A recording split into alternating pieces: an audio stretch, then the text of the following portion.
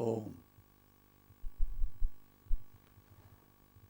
सच्चिदानंद भगवान की जय। सनातन धर्म की जय।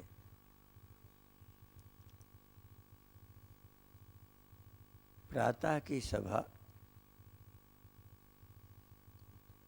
ध्यान योग की है।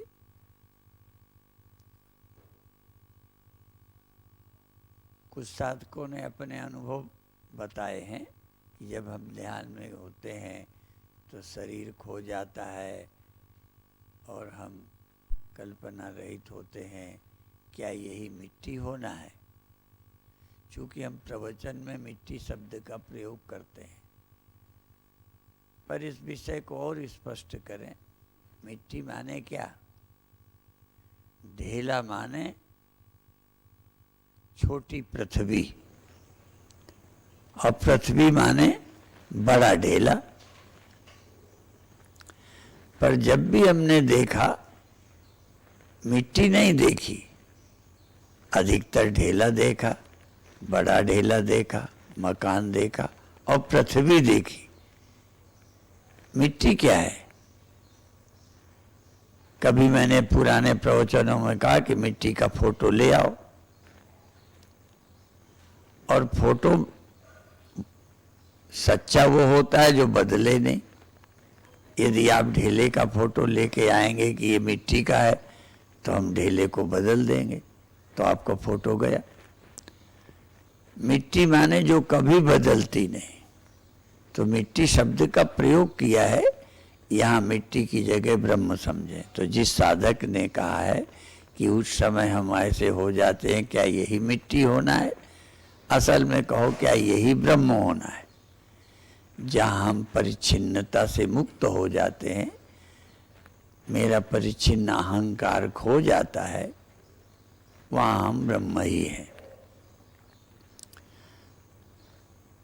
आपका विचार आप हैं, ये आपके अंदर एक विचार पैदा होता है, और मैं हूं का विचार बदलता रहता है कि मैं देह हूं, अब फला हूं, अब धनी हूं, अब गरीब हूं। ये जो विचार बदलता रहता है, पर आप क्या हैं? तो जब हम किसी वस्तु, व्यक्ति, पदार्थ से, अवस्था से जुड़ते हैं, तो हम सोचते हैं ऐसे हम हो गए। असल में मैं कभी कुछ नहीं होता। जो सच्चा मेरा मैं है वो कुछ होता नहीं है, लेकिन विचारों के कारण हम धन से मिलकर धनी होते हैं, पद से मिलकर बड़े होते हैं, छोटे भी हो जाते हैं। यदि हम अपने साथ कुछ ना मिलाएं, कल्पना ना करें, तो हम निर्विकल्प होते हैं। इसीलिए चिंतन के लिए एक सुविधा है, अहम निर्विकल्पो, मैं निर्विकल्प हूं, अर्थात कल्पना रहित। कल्पना ही मत करो। परंतु अभी आप निर्विकल्प नहीं हो पाएंगे। क्यों? आप जब कुछ कल्पना न करेंगे, तो जो आपकी पक्की नेचर बन गई, आदत बन गई, स्वभाव बन गया, तो जब कुछ न सोचेंगे तो लगेगा बैठा हूं, कुछ न सोचेंगे तो सहज लग जाएगा मैं अमीर हूं या गरीब हूं, पढ़ा हूं, अनपढ़ा हूं, स्त्री हूं, पुरुष हूं, बिना विचार के रहते ही नहीं। इसलिए भगवान शंकराचार्य ने कहा है, चूंकि आप विचारों में फंसे हैं, तो शाक्त संप्रदाय कहता है अविचारात विभासते। जब आपके अंदर कोई विचार नहीं रहेगा, तब आप कौन है ये स्पष्ट हो जाएगा। अविचारात। शाक्त संप्रदाय कहता है अविचारात विभाषते, लेकिन भगवान शंकराचार्य कहते हैं विचार आवश्यक है। अविचार कृतो बंधा।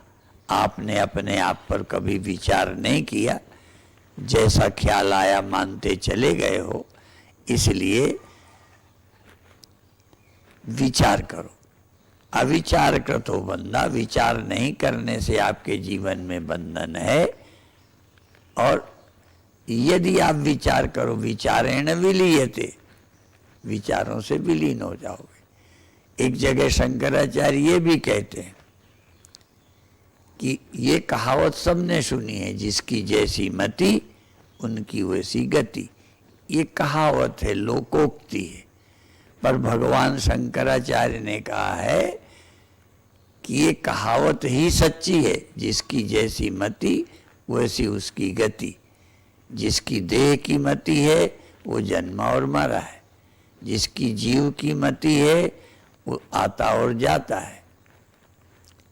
और जो इन सभी विचारों से ऊपर उठ जाता है, मैं निर्विकल्प हूँ, मैं अचिंत्य हूँ, जो चिंतन में आ जाता है वो चिंत्य है। तो अचिंत्य। किसी साधक ने पूछा है कि साक्षी होने का पहला कदम क्या है, क्या प्रक्रिया है? तो उसके लिए आज एक सूत्र बताएंगे। बुद्ध दर्शन में, बुद्ध चिंतन में एक साधना की पद्धति बताई है, कायानुपस्सी साधना। शरीर को अनुभव करना, ये एक साधना, एक सीढ़ी है कि लगातार शरीर का अनुभव करना और छोटी से छोटी क्रिया, हरकत, कंपन, उसको जानते रहना। जैसे धोखे में कुछ ना हो रहा, सब कुछ मुझे पता चल रहा है। आपको ध्यान हटाना नहीं है।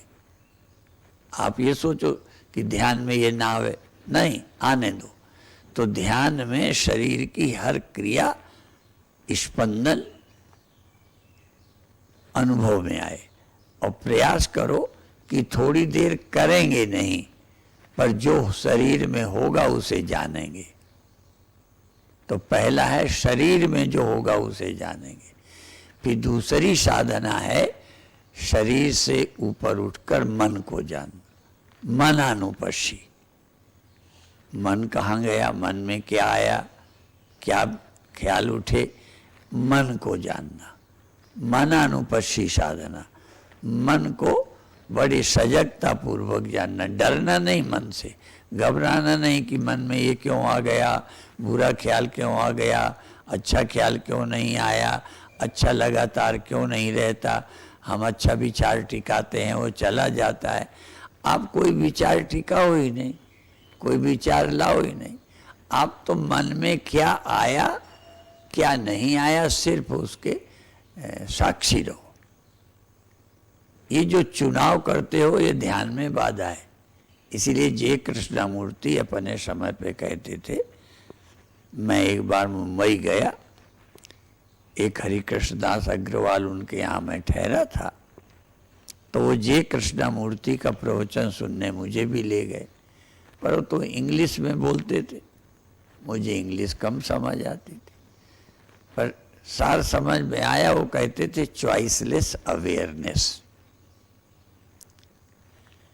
अवेयरनेस रहे, चुनाव कोई मत करो, ये हो ये ना हो, चुनाव रहित जागना, अवेयरनेस हो, सजगता हो, चुनाव ना हो। ये सत्य तक पहुंचने का एक मार्ग है। तो इस तरह से उनका प्रवचन मैंने सुना था।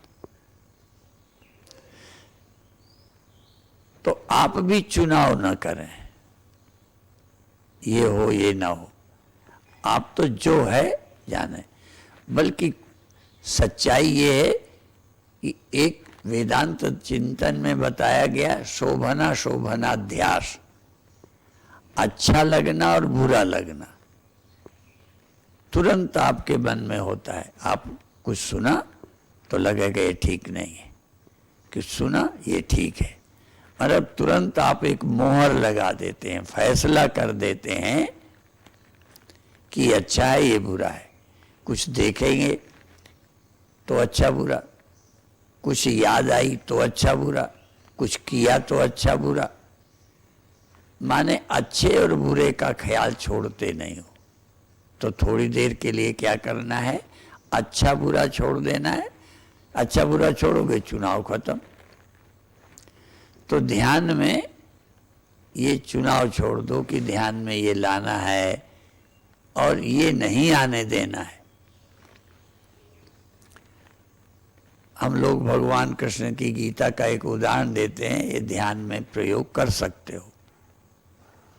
भगवान ने कहा आपूर्यमाणम अचल प्रतिष्ठम समुद्रमापः प्रविशन्ति यद्वत् तद्वत् कामा यम प्रविशन्ति सर्वे शशांति मापनोति न काम कामी। समुद्र में कितनी नदियां आती हैं, समुद्र बुलाने नहीं जाता नदी को, और समुद्र रोक नहीं लगाता कि मेरे में ना आए। अर्थात समुद्र भी चॉइसलेस है, चुनाव रहित है, ये हो ये ना हो। तो इसी तरह ध्यान में क्या करना है, सागर की तरह कुछ कामना नहीं करने की ये हो, ये आवे, ये ना आवे। इसलिए ये ध्यान रखें, आपूर्यमाणम अचल प्रतिष्ठम समुद्रम आपा प्रविशन्ति यद्वत्। जैसे समुद्र में नदियां प्रविष्ट करती रहती हैं, वो चुनाव नहीं करता, तद्वत् कामा यम प्रविशन्ति सर्वे। इसी तरह से जिस सजग चेतना में, जिस अंदर ध्यान वाले साधक के अंदर कोई विषय आ जाए, शब्द आ जाए, स्पर्श आ जाए, रूप आ जाए, रस आ जाए, गंध आ जाए, कोई क्रिया हो रही, तो किसी को रोकना नहीं कि ये क्यों हो रही है, और बुलाना भी नहीं। कभी कभी एक उदाहरण मैं दिया करता हूँ कि कभी कभी शहर से, गांव से ब्याह बारात जलसा जलूस निकलता है, तो बच्चे दौड़कर दरवाजे में आ जाते हैं देखने के लिए कौन जा रहा है, क्या जा रहा है। तो इसी तरह से, परंतु बहुत लोग अपने घर में हैं, बारात निकली देखने नहीं आए, आवाज तो पहुंच गई पर वो दरवाजे नहीं आए। इसी तरह से आप किसी को बुलाने के लिए दरवाजे मत आओ, और किसी को रोकने के लिए भी अपने दरवाजे मत बैठो पहरा देने के लिए, बल्कि आप खुले छोड़ दो, जो आवे आने दो। जब आप इस तरह हो जाओगे तो सभी काम, सभी विषय आप में प्रविष्ट हो जाएंगे, और ऐसे आपके साक्षी भाव में, आपकी चैतन्यता में, अवेयरनेस में सब पदार्थ ऐसे खो जाएंगे जैसे सागर में नदियां खो जाती हैं। सच तो ये है कि नदियां जब सागर में जाती हैं, नाप तौल यदि करे तो वैज्ञानिक बता सकते हैं कि इतना बढ़ गया सागर, पता चल सकता है। परंतु आपके अंदर कोई भी चला जाए, आंख से, कान से, त्वचा से, स्पर्श से, किसी ने स्पर्श शब्द कहा, संस्पर्श, यही संस्पर्श जाब होगा दुख यो न एवते। किसी ने पूछा है संस्पर्श क्या होता है, अर्थात छू जाना। आंख से रूप छू जाता है, कान से शब्द छू जाता है, नाक से गंध छू जाती है, स्पर्श, संस्पर्श। लेकिन आपको कुछ ना हो, जैसे कुछ हुआ ही नहीं। ध्यान क्या है, जैसे कुछ हुआ ही नहीं, सब कुछ समा गया।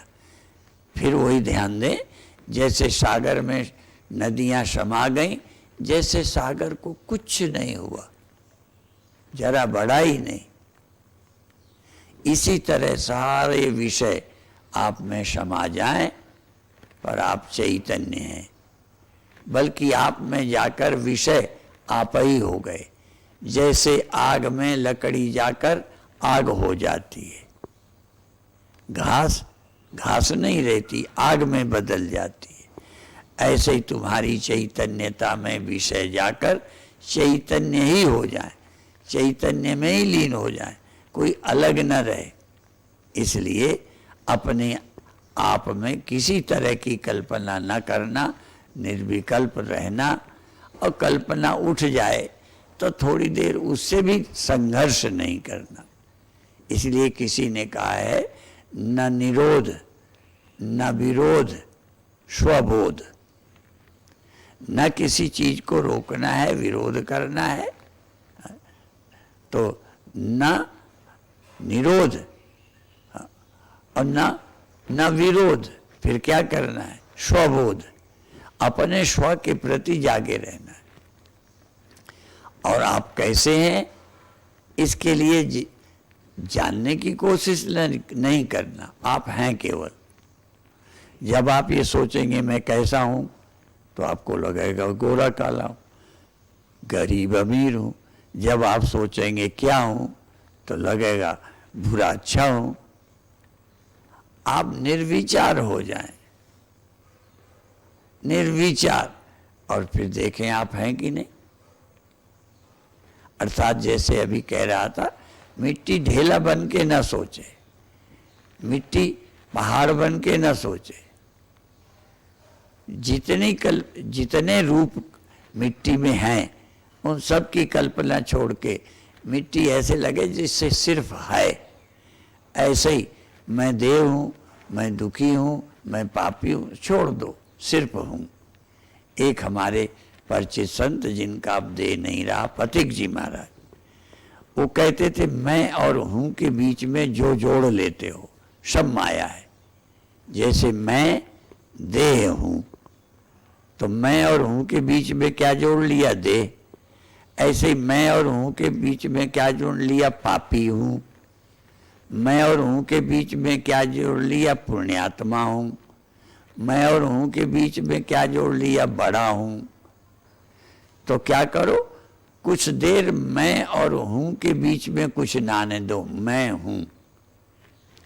बल्कि बहुत पहले उज्जैन में मैंने ध्यान कराया था प्रातःकाल, तो उस समय मैं और हूं भी नहीं करवाता था। मैं और हूं के बीच में कुछ नहीं आना, लेकिन मुझे लगता है हूं में मैं भी नहीं आना। अर्थात ध्यान में लगातार हूं, आप हूं, अर्थात अपनी उपस्थिति, अपनी एग्जिस्टेंस, बस आप हैं। क्या हैं, अभी उत्तर मत लो, बल्कि जितने उत्तर ले रखे हैं उनको भी फेंक दो डस्टबिन में। जैसे अभी उत्तर जमा कर रखे हैं, मैं देह हूं, तो ये जमा कर रखा है। मैं गरीब हूं, मैं स्त्री हूं, मैं जवान हूं, तो ये जो आपने जोड़ रखा है, इसको डस्टबिन में फेंको। पहले मैं हूं, और फिर मैं भी हटा दो। हूं माने मैं। अब मैं और हूं दो बार क्यों दोहराना, पुनरुक्ति क्यों करना। मैं माने क्या और हूं माने क्या। तो मैं और हूं दो बार क्यों बोलते हो, एक ही है कि हूं, आपका होना। और ये पक्का है कि आप हैं, और जो कुछ है आपका विषय है, और जो कुछ है आपके ज्ञान का विषय है। इसलिए ध्यानम निर्विषयम मना, मन में कुछ भी मत लाओ तो ध्यान हो गया। पर अभी आ जाएगा, आ जाएगा तो लड़ो मत। तभी अभी कहा था ना, न निरोध न विरोध, ध्यान में आ गया, आ जाए। यदि आप न विरोध करोगे न निरोध करोगे, तो ध्यान में धीरे धीरे विषय आने बंद हो जाएंगे। जब कोई विषय नहीं रहेगा, तो ध्यान की परिभाषा है ध्यानम निर्विषयम मना। मन में कोई ऑब्जेक्ट न हो, विषय न हो, इसी का नाम ध्यान है। आप हैं, आपके सामने कुछ नहीं है, और यदि कुछ है तो बना रहे, उससे मेरा कोई संबंध नहीं है। संबंध मत जोड़ो, बिना संबंध के कोई कुछ नहीं होता। पहले मैं कहा करता था कि हम लोग कहते हैं ये मेरा दुश्मन है, ऐसे बोलते हैं। माने दुश्मन भी तुम्हारा है, यदि तुम्हारा नहीं हो तो दुश्मन कैसा। ये मेरा दोस्त है, मेरा है तो दोस्त है, तो किसी को मेरा मत बनाओ। आप हो, ना आपका कोई दुश्मन है, ना कोई बैरी, मीत बिगाना। ना कोई बैरी है, ना कोई मीत है, ना कोई बिगाना है। आप कुछ सोचो ही मत, आप तो हो बस। अभी अभी हमारे कल एक गाय ब्याई है, तो हम उस बच्चे को सोच रहे थे कि अभी ये जन्मा है, इसने आंखें खोली, अब इसको कुछ दिख रहा है, अब इसमें कोई उसका अपना नहीं है। धीरे धीरे उसको कोई अपना लगने लगेगा, जो उसके आवश्यकता पूर्ति में सहयोगी होगा।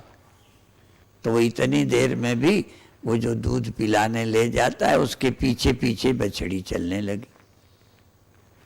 अर्थात जो मेरी आवश्यकताओं की पूर्ति में सहयोगी है, वो मित्र बनने लगने लगा। जो मेरी आवश्यकता पूर्ति में बाधा डालता है, वो मेरा शत्रु लगने लगा। तो गीता क्या करती है? क्षमा शत्रु च मित्रे च। शत्रु और मित्र बराबर। आवश्यकता की पूर्ति और आवश्यकता की पूर्ति में बाधा और सहयोगी, तो ये तो भौतिक है। तुम देह के पहले तुम्हें आवश्यकता क्या थी? इस बछड़ी की पहले क्या आवश्यकता थी? और जब पेट में भी नहीं थी तो क्या थी? थोड़ा पीछे लौट जाओ। कई लोग ये भी ध्यान साधना बताते हैं कि आप पीछे लौटो। आप बच्चे थे, फिर बच्चे के पहले आप पेट में थे, फिर पेट के पहले कहाँ थे? उल्टा चलो, पीछे लौट जाओ, तो लौटते लौटते आप वहां पहुंच जाओगे। और कई तो जाति स्मरण की साधना बताते हैं। जाति स्मरण माने पहले जन्म में क्या थे। यद्यपि ये कठिन है, पर ये हो जाए तो इसका बड़ा लाभ है। जाति स्मरण से मृत्यु खत्म। ये स्मरण आ जाए, जैसे मैं पूछूं कि आज आप पैदा हुए हो, तो एक भी आदमी ऐसा मूर्ख नहीं मिलेगा जो ये कहे कि मैं आज जन्मा हूं। तुरंत वो कहेगा मैं तो कल भी था, मैं तो परसों भी था, 1 साल पहले मैं फला जगह पढ़ता था, 2 साल पहले मैं फला जगह रहता था। अर्थात मैं आज पैदा हुआ क्यों नहीं मानते? क्योंकि कल की मुझे याद है। यदि कल तक का कुछ भी आपके पास ना हो, न खाने की याद हो, न माँ के साथ दूध पीने की याद हो, न खेलने की याद हो, न लड़ने की याद हो, और कल तक जागे सोए थे उसका भी कोई याद ना हो, तो लगेगा मैं आज ही हुआ हूं, अभी हुआ हूं। तो जाति स्मरण से ये पता चलता है कि मैं पैदा नहीं हुआ। यदि कल की याद आ गई तो समझो आज आप पैदा नहीं हुए, आप कल भी थे। और 1 साल पहले की याद आ गई, मतलब साल भर से हो, आप अभी 1 साल से पैदा नहीं हुए, 1 साल के हो। यदि आपको 10 साल की याद आ गई तो ये आप नहीं मानोगे मैं 9 साल से पैदा हुआ, अब तो 10 साल से ही हो। तो यदि आपको पूर्व जन्मों की याद आ जाए तो आपको जन्म की भ्रांति मिट जाएगी कि मैं जन्मा हूं। जब मैं पहले जन्म में उसके पहले एक देह में था, उसके पहले किसी देह में था, इसका मतलब मैं देह बदलता रहा हूं। तो भगवान ने जो हमें समझाया है कि शरीर का त्याग करके दूसरे शरीर में चले जाते हैं, ये भगवान ने सुनाया। फिर भी कई को अभी विश्वास नहीं होता कि हम देह छोड़कर दूसरे देह में जाएंगे। पर ये याद आ जाए कि पहले हम फला देह में थे, उस देह के बाद इसमें आए, उसके पहले फला देह में थे, ये देह बदल के यहाँ आए, तो हमें ये भी पक्का होगा ये देह छोड़कर दूसरे देह में जाएंगे। अर्थात हमारा जन्म और मृत्यु का भ्रम जाति स्मरण से भी चला जाता है। तो कई लोग पढ़ाई पे जोर नहीं देते, वो इसी बात पर जोर देते हैं कि जाति स्मरण हो जाए। और गीता प्रेस के लोग तो इसको सिद्ध करने की कोशिश करते थे। आप जन्म मरण से छूटने की इच्छा करते हो, वो जन्म मरण सिद्ध करने के लिए ऐसे बच्चों को खोजते थे जो जन्मा बच्चा पहले जन्म की बता दे, क्योंकि यदि पहले जन्म की बता देगा तो ये सिद्ध हो गया इस देह के पहले ये था। इसलिए और हमारे एक आर्य समाज के बहुत अच्छे लाला जगत नारायण के पुत्र थे, उन्होंने एक पुस्तक में जितने ऐसे उदाहरण हैं वही छापे हैं कि फला देश में फला आदमी ने अपने पहले जन्म का ये बताया और नाम भी बताए, फला जगह रहता था ये बताया। और हमने छोटे में एक कहानी सुनी थी कि एक जगह के एक जमींदार को किसी गडरिया ने मार दिया था, फिर उनका जन्म कहीं हुआ। तो जब जन्म हुआ तो उन्हें अपनी बंदूक का लाइसेंस कहाँ रखा है बता दिया, और मेरा कौन है और मुझे किसने मारा था ये तक बता दिया। तो ये सिद्ध हो गया कि ये पहले थे, वो देह बदल गया है, ये इस देह में आ गए। तो अभिप्राय ये है कि कुछ ऐसे उदाहरणों से आदमी को जीव होना पक्का हो जाता है, क्योंकि बहुत नास्तिक तो मानते हैं यावत जीवेत सुखम जीवेत ऋणम कृत्वा घृतम पीवेत भस्मीभूत से देह से पुनरागमनम कुता। कौन आता है कौन जाता है, तो बहुत लोग यही मानते हैं कोई आता जाता नहीं, और इसीलिए कोई आता जाता नहीं तो मनमानी करते हैं कि कौन आएगा कौन कर्म फल भोगेगा।